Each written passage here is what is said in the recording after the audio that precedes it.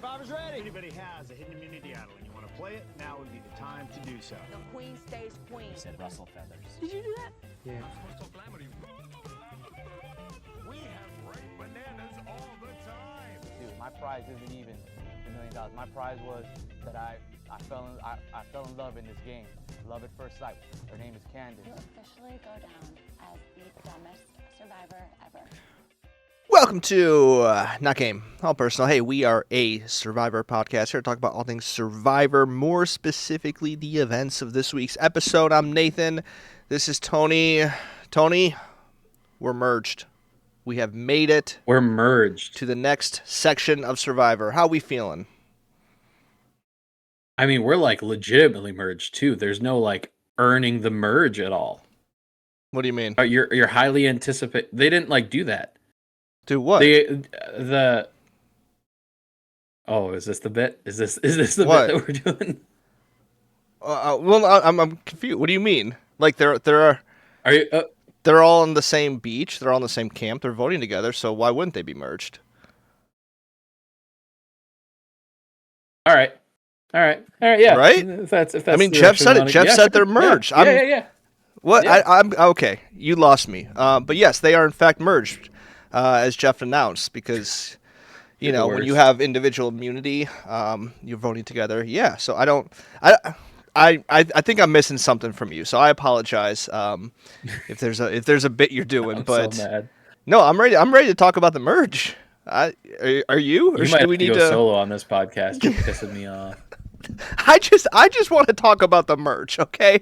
That's all I want to talk about. That's we what are we're here in to this do. next That's what we're era. here to We are in do. the next stage of this Survivor season. And so, I would like to discuss, the individual immunity. I would like to discuss how they're all living together now. And I would like to discuss how they all voted together. I don't understand what you're trying to get at here.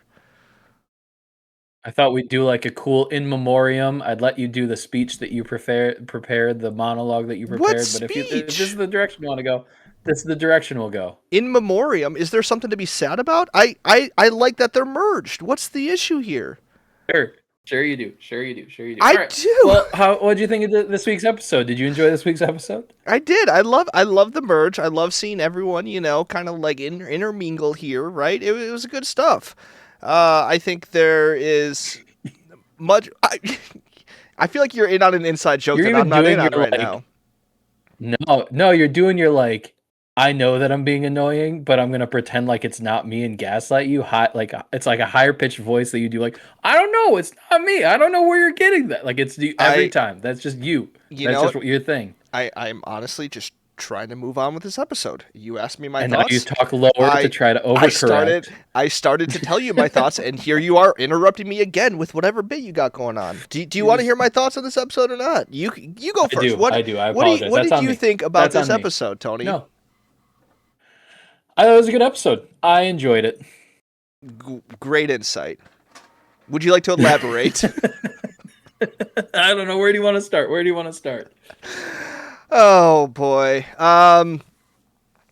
Well, here is a question. If I'm gonna break the fourth wall for a moment, okay? I'm gonna break character. I apologize.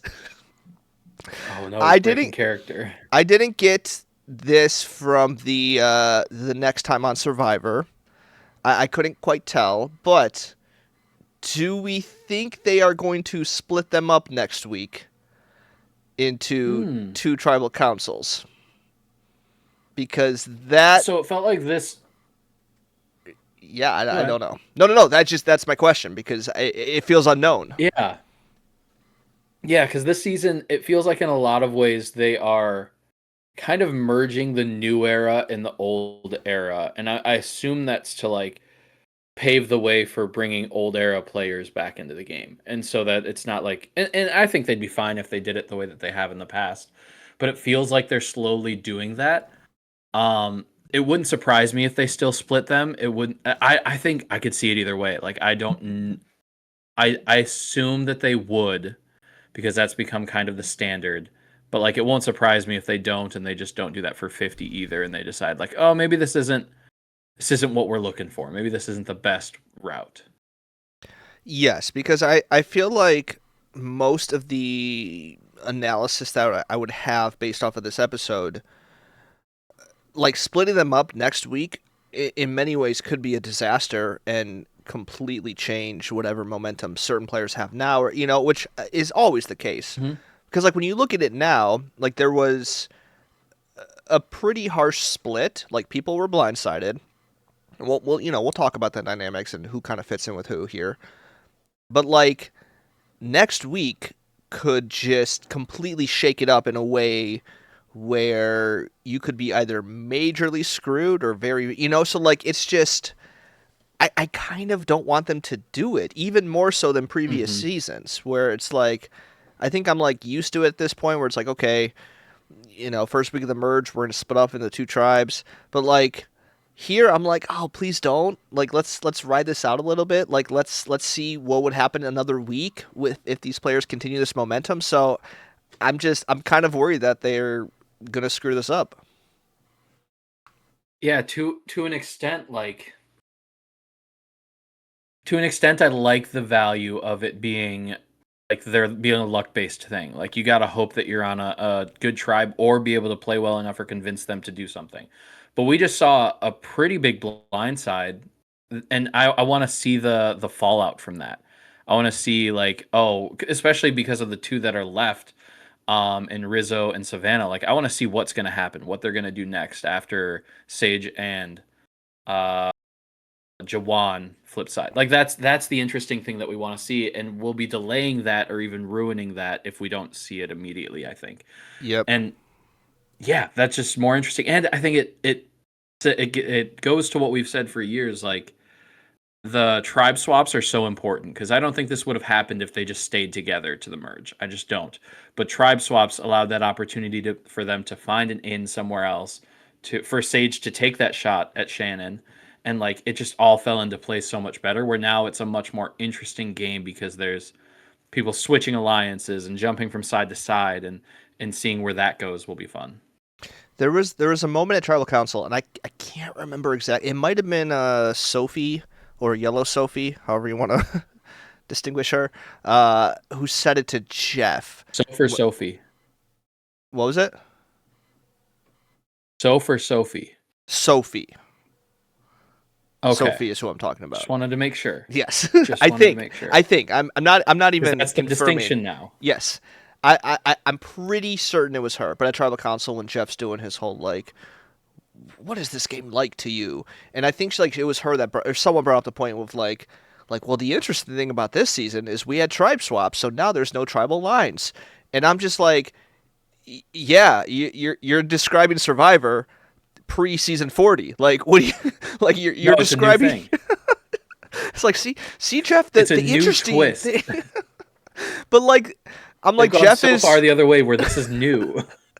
Which I think we literally said that last season is like, once they go back, every time they undo a new twist, Jeff like frames it as a new thing. And so I just love that they're like playing into it as like, Jeff, you don't understand what this does for the dynamics. And Jeff's like, oh, tell me more. Maybe we should do a tribe swap. Like, oh my goodness. But yes, the producers really outdid themselves this time. Oh my gosh, this twist. We never saw it coming. I've never seen anything like it. Oh no, it is gonna like, we're gonna get to a point where they're just gonna like take away all advantages and all idols, and it'll just be like season 1 and 2 again. It'll just be like, the new twist is there is nothing. There's nothing. I genuinely think that the suspense of there just not being any twists would be interesting in a season, but I understand how that's a hard thing to just do after they've done so much. But anyways, you would have to really hype up that fact, and also I think you would need the layer of not telling the contestants that there's no advantages or twists. Yeah. So then everyone is playing under the assumption of like, I can't find the idol. Someone must have the idol. Every single summit they go to leads to nothing. So then like everyone is wondering like, they're lying to us. There had to be something there. And I think that would be fun. And I think if they could edit it in a way that like the audience is always aware of that, it could be really fun. But they're not going to do that. Yeah, it would be so. I can like see it now of like, Jeff just sent them to their camps for the first time. It's like, hey, they're about to do this. Little do they know, there's nothing there. Like they're not doing anything. There's no tribe swap. There's nothing. Like they're going to expect these things. They're going to anticipate, and then just every episode having or maybe not every episode, but every couple, like, look at them looking for idols. There's nothing there. Like they're not going to find anything, but they're looking so hard. Like they find lost idols from like seasons 5 years ago that just never got found or something. That would be fun. That would be fun. If you're listening, Jeff, which I know you are, please take our advice. We know what we're talking about. We would be great producers. I'll just say that now. Top tier producers. But we probably should talk about this episode instead of just We should theorizing. We have a little bit. Yeah. So I mean, this episode they all merged. I think the initial thing is like the fallout of last week's tribal council, where the original Red Tribe lost their first member in blindsiding Shannon. And so Sage and Jawan kind of had to come up with some sort of plan, an explanation to their other old tribe members of like, hey, why'd you get rid of Shannon? Like, there was an easy 3-1 vote you could have had here.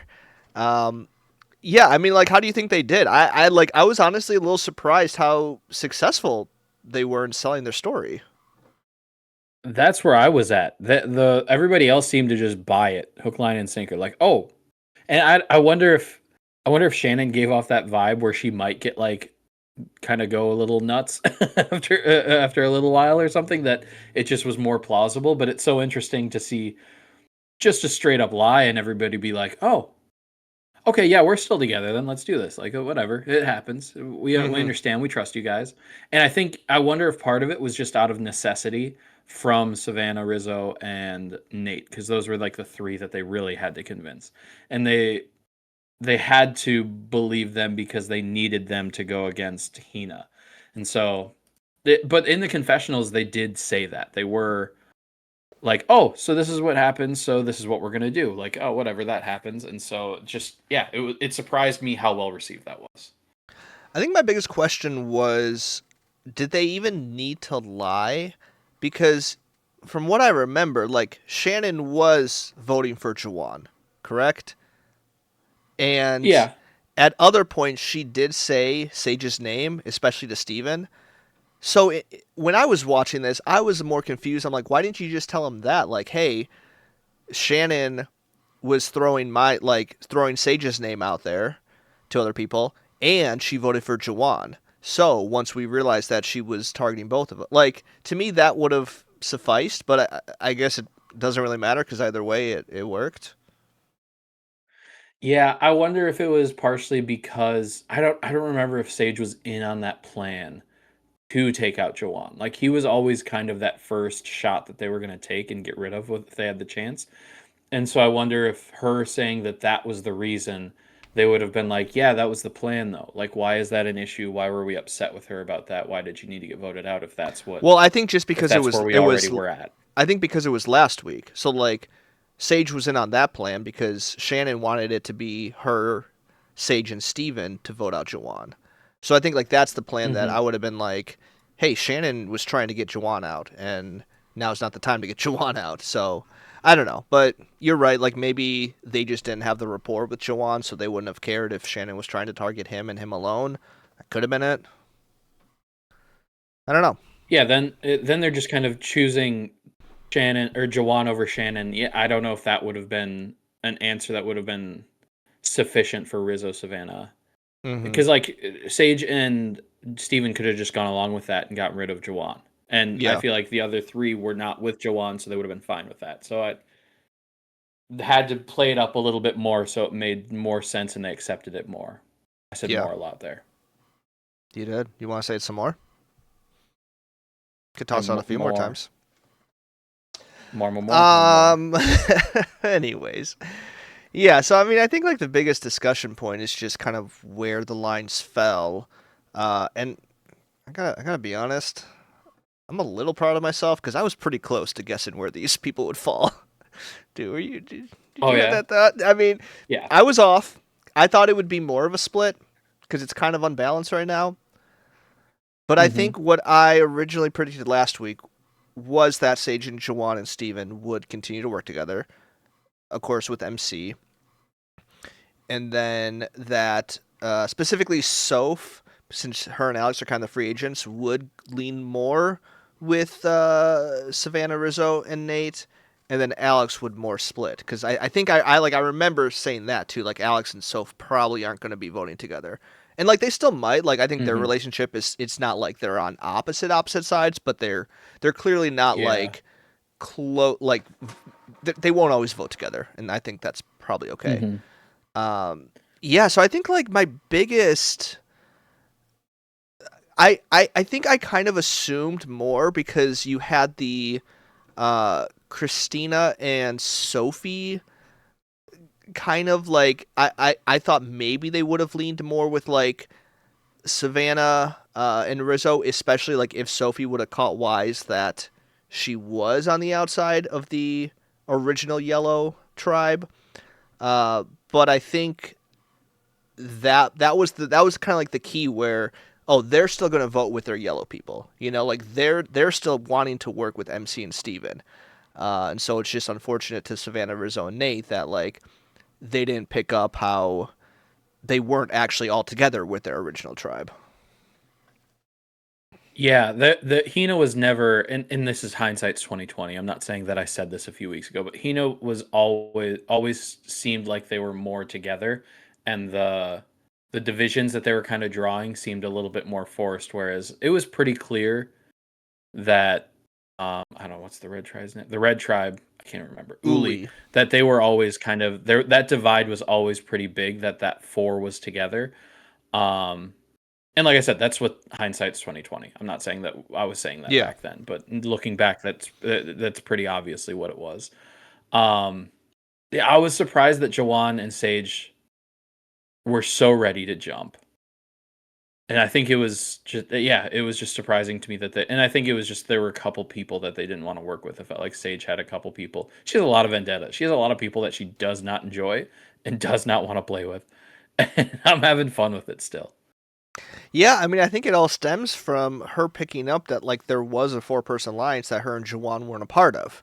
And so I think that's why like Jawan she's fine with, but it's like Nate, Savannah, and Rizzo that were like, these are the three I want out, And so like I think that's kind of like what it comes down to. So I think it's more unfortunate, just like they probably picked the wrong person to be on the outside of their 4-person alliance.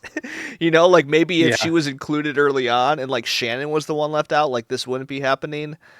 But yeah, I think like that was my other question of like, was this the right time to flip on them? Like, could they have gone one more vote and like get out a Hina or something like that, and then have the next week be that? Because I think like the numbers would have been a 5-5 split, which you would have had to do something tricky, either like an idle play or try to get people to split vote somewhere.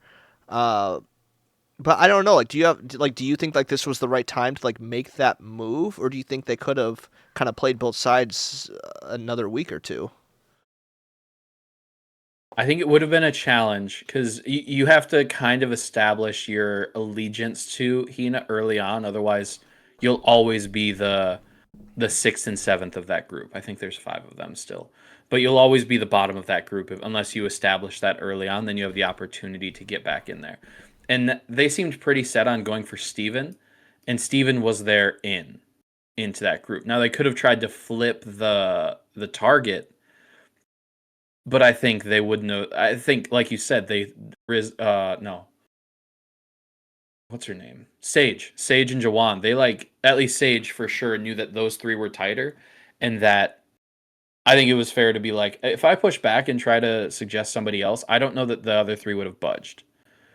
And so I feel like trying to switch the target wouldn't have worked. Getting rid of Steven, your one into that group, probably wouldn't have been great. I feel like this had to be the decision and hope that you can fit in enough to make it work later. And honestly, they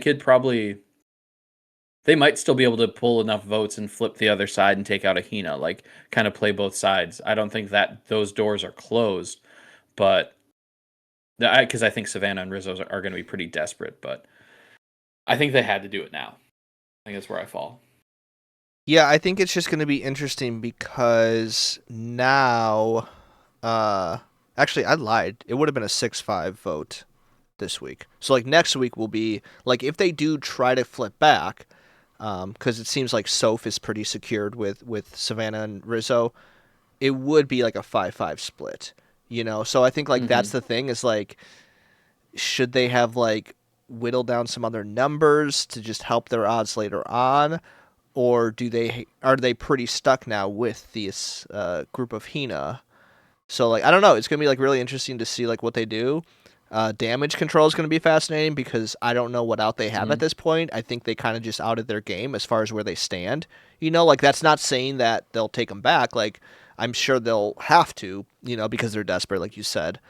But there's no really hiding anymore as far as like it's like, oh, you're just targeting us. Got it. Okay. And so I can't wait to see how this goes.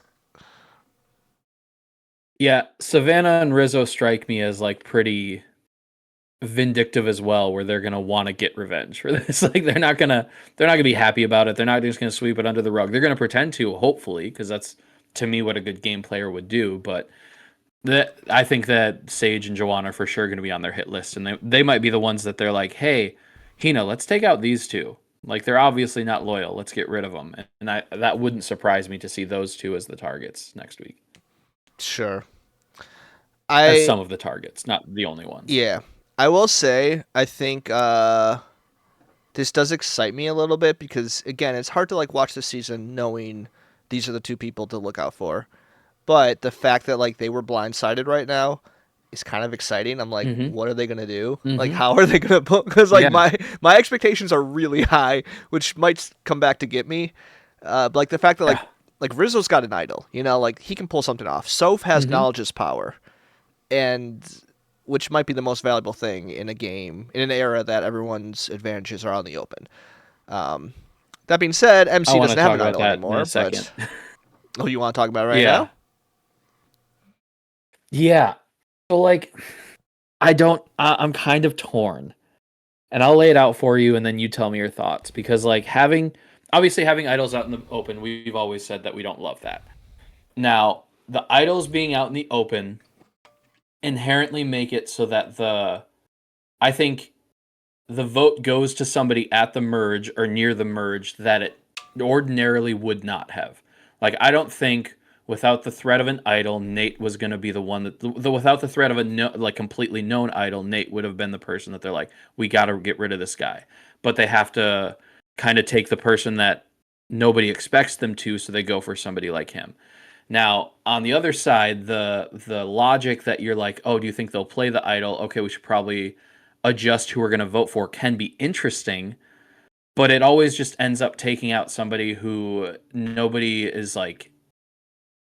I'm not saying that Nate wasn't a big threat, but like he wasn't going to be a target. He wasn't somebody that people were trying to get at that point.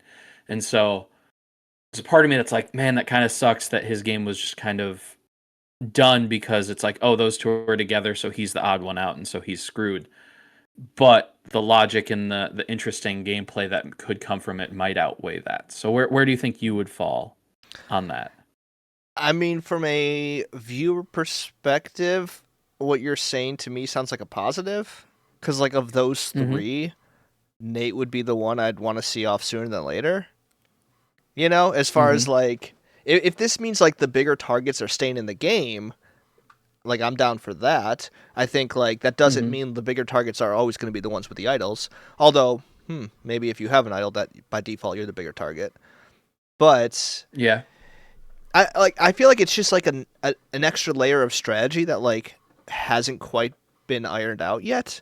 Because like Rizzo seems to be like fully embracing this idea of like, I have an idol, everyone knows it, it is what it is.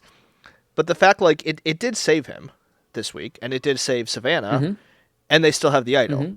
So how intentional was that on his part versus like that's just how these people decided to vote? I don't know.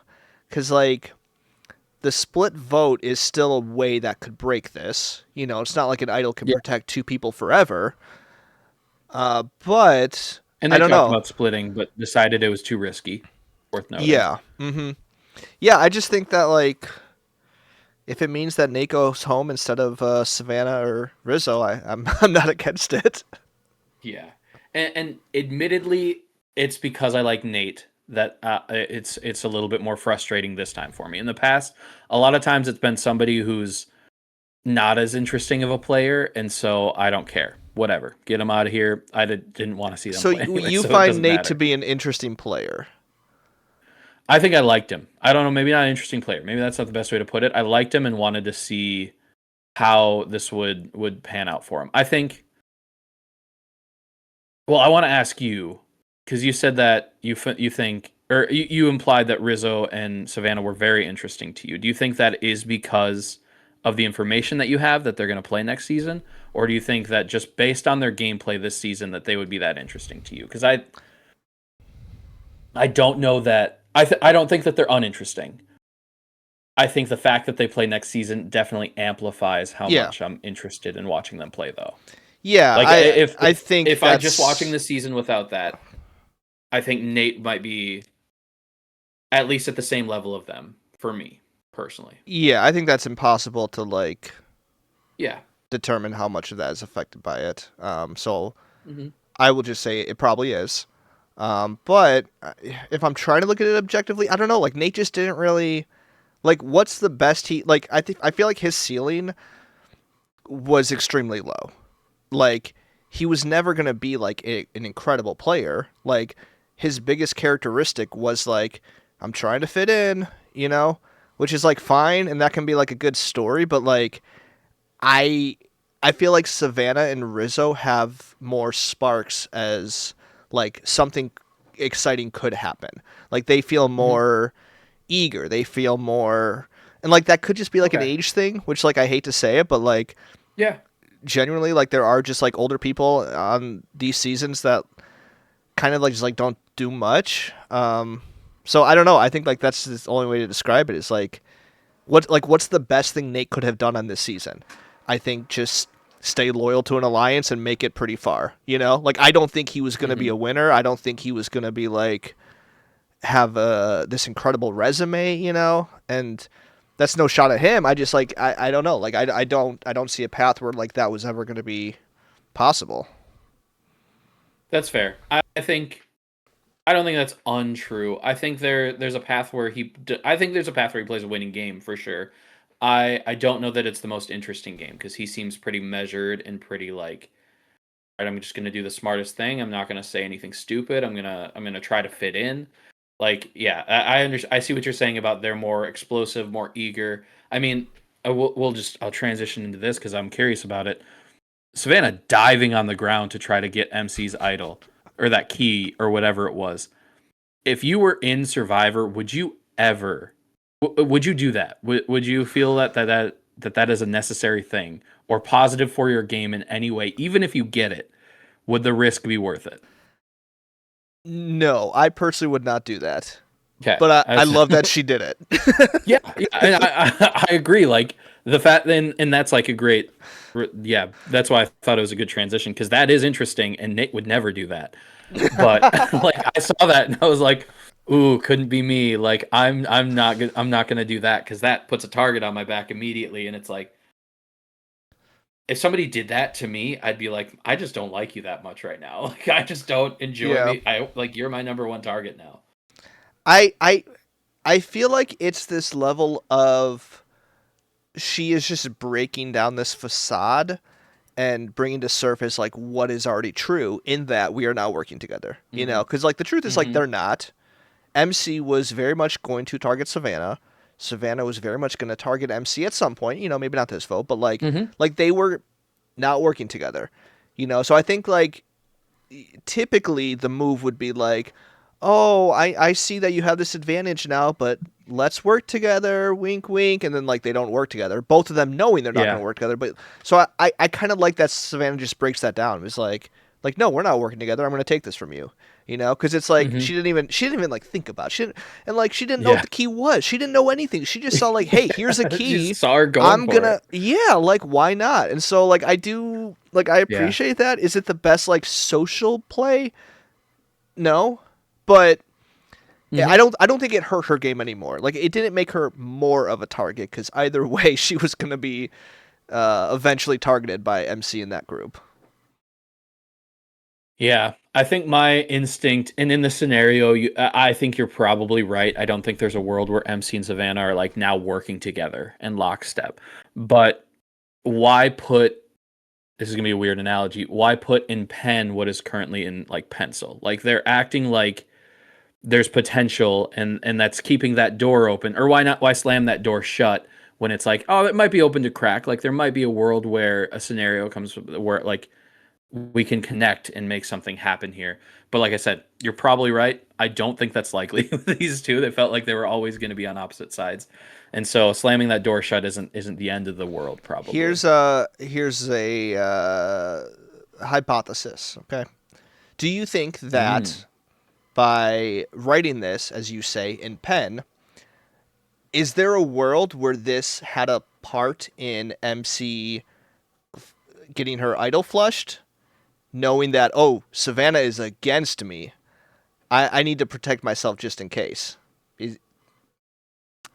Could that be possible? The way that's possible. I'm not going to say it's not possible.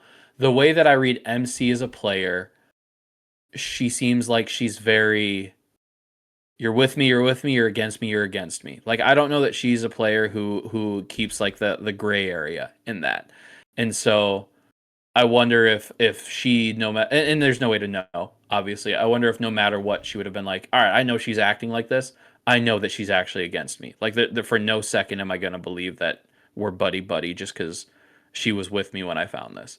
And so based on the player that she is, I think that it's more likely that no matter what, she would have played it.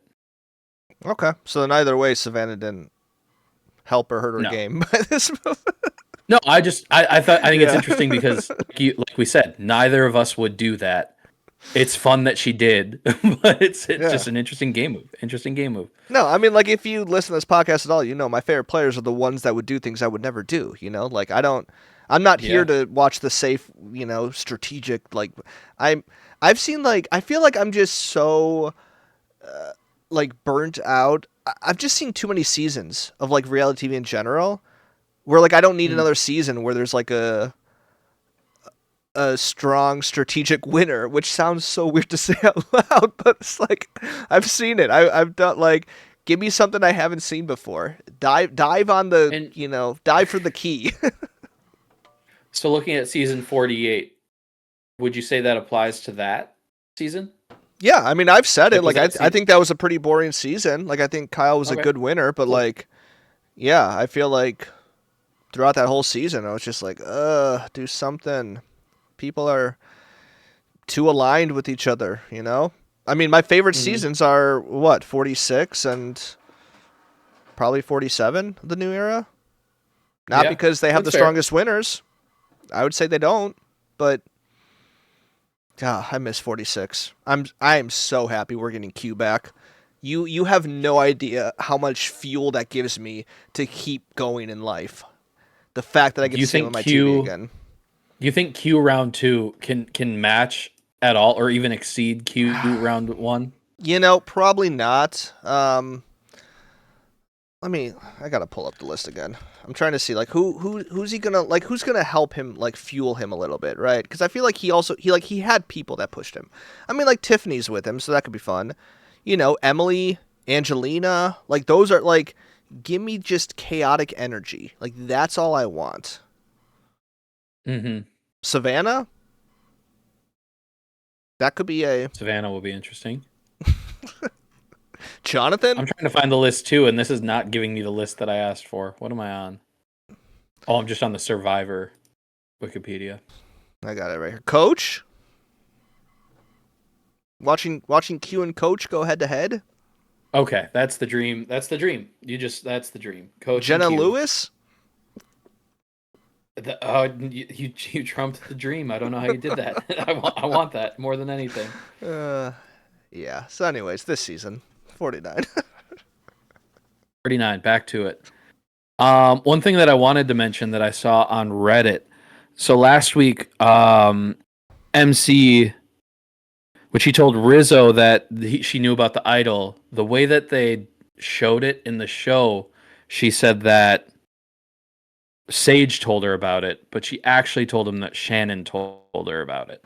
And so they like edited it to say that she said a different name. And I wanted to know if you had seen that, or if that matters to you at all, or if that you just don't care. I didn't see it. So wait, can you? Wait, I'm trying to process this. Okay, so she actually, Shannon was actually the one who told her. Yeah. So MC tweeted. She said, "FYI, I actually told Rizzo that Shannon told us about his idol." She said, and I'm just going to leave it at that. And then it's quote tweeted and said, I went back to episode 5 to rewatch the water well scene. They cut away from MC and clearly edited in MC saying Sage instead of another name. You can hear the choppy audio cut out. Survivor straight up lied to viewers about the events. Not the first time it's happened, but it's whack.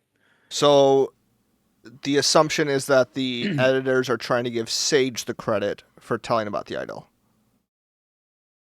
Yeah, or just that I don't know why. Yeah, that's interesting. I didn't even think of the why they would do that, because does that change that much that Sage told her? I mean, it would change the way that we view Sage versus Shannon, you know? So, like, if they're trying to make us feel a certain way about Sage, you know, or, like, give her this specific edit of a type of player she is, like, that gives her one more thing. Like, oh, we assume that she did this when she didn't. So, I don't know. Like, I don't know what that could mean long term. I think, like, let's say Sage ends up winning the game. That's kind of a weird, like, we assume that this is on her resume when it's actually not. But, like, maybe there's not enough, so the editors are trying to, like, fudge a little bit to, like, you know, make us think that she's doing more than she is. I don't know. Maybe. But yeah, that feels like it would just hurt her game if MC had said that. But the fact that she said Shannon, Rizzo's would be upset with Shannon about saying it. If he's upset at anybody, I don't know that he's upset at anybody about that. He feels like he would understand that it's just, that's the reality of these seasons now, as everybody knows. Yeah. But right, yeah, I just wanted to mention that, because I don't know that I've ever seen like a verifiable, like, that's not what I said. It's not what I said at all. And so that was interesting to me. Here's the thing. I would be curious because, I mean, here's I don't want to just be like, I don't know, but like, do we also fully trust MC's memory? Yeah, like the amount of conversations you have, the amount of game talk, like, I think about this all the time, and I even, like, I don't know, this last season of Big Brother, where like Vince forgot about specific final twos that he made, right? Like, how would you be able to keep track of every conversation and every name and everything that you said, you know? So, like, is there a world where MC legitimately just, like, doesn't remember the person because she just met them, as far as, like, Shannon, Sage, you know? And I think the editing is a little suspicious, you know? Like, if there was actual video of it, then I think it's a little different. So, I don't know. Like, I would be curious, like, if there's something in her memory that's, like, the missing gap here. Yeah. Survivor paying you money to defend them on this? Yeah, they would never lie to me. I think it would be dependent on how intentional that decision was to say Shannon or Sage. If MC remembers that when she was having that conversation and going into it, she knew, she's like, ooh, I know that they're closer to Shannon, so I'm going to say Shannon to try to split them up as well. I could see it. I could see that being more memorable than just a random conversation that she had. But that's fair. That might not have been what. Yeah, it's tough to remember. Yeah, we see 10 minutes of conversations that happen over 2 days, and so it's tough to know for sure. And she might have misspoke in general. She might have meant to say one way or another or whatever. Could be anything. Who knows? Who knows what goes through the mind of women, right? I don't know why that's where Are you talking? Are you talking? Or are you just mouthing something to mess with me? I'm talking. Can you not hear me? I can't hear you at all. You can't hear me at all? This is funny. Okay, going well, on? I'm going to temporarily pause this recording. All right. I think the the other thing. No, you didn't like that. You didn't like that laugh to cut right at the end of it. The other kind of big plot point, I suppose, I don't know. If it doesn't feel that large, but we did have our first individual immunity win from Sophie, who honestly, like, I should have not taken the bait that like she was gonna win, because in hindsight it feels so obvious, hyping up that she was gonna be the vote. But like, there was honestly just part of me that believed like, oh, she makes perfect sense to be the first vote. You know, like it. Yeah, honestly. Like, what more? Like, we've seen so little of her, and even after winning individual immunity, she wins it, and then I feel like she's not in the episode anymore. Just nothing again. Yeah, I mean, I was very much in the same boat where I was like, okay, it obviously feels like she's about to win this, but is she really? Or is she going to be the easy vote, or are things going to get interesting with that? I don't know. And so, I mean, kudos to her for winning, but yeah, I don't know. It is what it is. Fun challenge. Always a fun challenge. Yeah, I was in and out of it. I'm gonna be honest. I wasn't feeling the challenge as much, so I was a little distracted. But from what I tuned in on, it seemed I'm never okay. locked in on the challenges, but that challenge in general is a fun one. Good. I'm glad you liked it. Happy for you. I needed that. Thank Seems you. great. Is there anyone else specifically we need to talk about? I feel like that's like most of the major stuff. You know, there's always the speculation of like future tribal lines, but we kind of even hit that already. And there were definitely conversations about like, oh, who we should go for, who should be the main target, and disagreements there. But full disclosure, I don't remember them entirely in my head, and so there's not much I can say about it. But it's always fun to see like disagreements and how they're going to navigate. Okay, who wins out? Whose decision making is the one that is the final answer? Yeah, because I mean, it really does feel like next week's the target is probably going to go back on Rizzo and Savannah. So I think it's just depending on like if we split up into two tribals this week, if they can get an idol play, or if some people are going to flip over to their side, realizing like, hey, we probably can't ride this out 7 strong for forever. That's a large alliance right now. 7 people. Great alliance. top seven, right? Yeah, I don't know. I have a question for you. Who would you say are your 3 like front runners? Like they're playing the best game right now, and who would you put at like the lowest? Like, I don't really care about you or what you're doing right now. Oh, well, I feel like that's tough because it's so hard to like separate it from like the screen time, because like that is a major factor here. Like I'd say like the lowest is like Sophie and Christina. You know, like, yeah, I have absolutely like will one of them be a finalist? Maybe, but like not gonna do anything to win the game. You know. Other people on that, like maybe like Jawan, you know, I don't think he's kind of in the main plot line at the moment, but I don't think he's gonna go do too much. I think like the question marks I have are around like Sage, because Sage is someone who has kind of been driving the game, but I'm not sold has a winning game or can make this last, you know? So I think if I would like to look at the top, I would still. Well, let me rephrase it to playing best game to most interesting. Like, who are your 3 most interesting? Where you're like, I really want to see how their story is going to develop, how their gameplay is going to pan out. Because I think I'm more interested in that than who's playing. Because best game can be boring sometimes. Like, I'm not as interested. Yeah, I would say Savannah, Sage, and Steven. I think those are like the 3 where I'm like, I want to see how your game's gonna go out. Okay. I think MC is the only one that I would maybe think about, but throwing in there.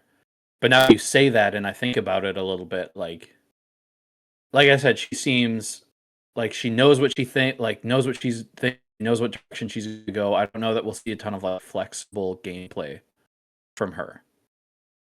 And that's just how some people play the game, so that's whatever. But yeah, I like those three. I think that's a good three. It's a very chaotic three, other than Steven, which makes it fun. Yeah, I think the only other person I would maybe like say is like Alex, only because he's not like chaotic, but I think he has been in a position where he's like very flexible, and I think you could argue Soph as well, but I think because she did kind of stick with like, this is the plan tonight, I'm going to vote this way, and Alex was more like, oh, here are where the numbers are, so I'm not going to vote with you. I feel like I lean more towards his game at the moment, but I think they're both two wild cards that like could be interesting later on too. Yeah, I forgot that you didn't say Soph because I think I'd said it in my head, and then you didn't say it. I think that her game interests me a lot, I think, because I think especially for the first 5 episodes, I think she was playing one of the better games, given the hand that was dealt to her. Like, her tribe getting decimated, but she survived. She made the right decision. She got rid of people that she really wanted to work with. Was it Jeremiah? Like, people that she really enjoyed, because that's what she needed to do, and she made the decisions that, there's something very interesting there to her story. If there were an edit, if that were a thing that existed in these shows, like, which is not, I could see. It's not, but just like hypothetically, yeah. But yeah, I think we're on the same page. I think the only person we didn't really mention is Rizzo. I think a lot of him being an interesting game player to me is the fact that he is coming back. I think that's really where all of it starts. And he has an idol and seems to have a mind for the game. Like, those things exist for sure, but it's mostly like, okay, what did they see in him? Mm-hmm. Yeah, that's 100% it. Otherwise, I would say his name, because it's like he will do something significant. Like, we just know that to be true, but we don't know that to be true. True. Well, yeah, I guess that's true. Survivor could just be like stupid about it, but he called himself Riz God, so we have to bring him back. Like, I see a world where they like people are gonna love him calling himself a Riz God, so we have to. Yeah. No, that's valid. That's so valid. They could just they could be that shallow. You're right. It wouldn't be the first time. We gotta get a Gen Z audience for season 50. Oh, Rizzo, let's go. Mm-hmm. Kids are gonna love him. Using terminology that was big 6 months ago. Right. That's the interesting thing about these, is they're such a time capsule to like what was. That was probably pretty cool. Some of the stuff he's saying, some of the slang, it's like, oh, that was huge at that point. Yeah. Now it's like less so. Yeah, it won't be till like season 51 or 52 where we're gonna get like a bunch of 6-7 jokes and stuff like that. It's it's gonna happen. Like the what are those joke in Black Panther. Yep. That might be one of my least favorite moments in movies. I really did not enjoy that. There was never a part of me that was like, that was good. They nailed that. Bringing it full circle. Take it up with Nate, right? Wasn't he a producer or something with that one? I teed you up for that intentionally, for sure. I didn't. Anything else? Well, that's what I got. Go over. Cool. I don't think so. I lost one of my people now for the draft that we did, so we're tied up at 3-3. Yeah, and that's why, like, last week I was not stressing. I was like, we've made it far enough where it's probably going to happen at some point, and now I feel good because you're just 1 week ahead of me, so it feels like it could be anyone's game, really. It could be anyone's game. My people could just get rattled off 3 in a row. Yeah. That would hurt my feelings, though.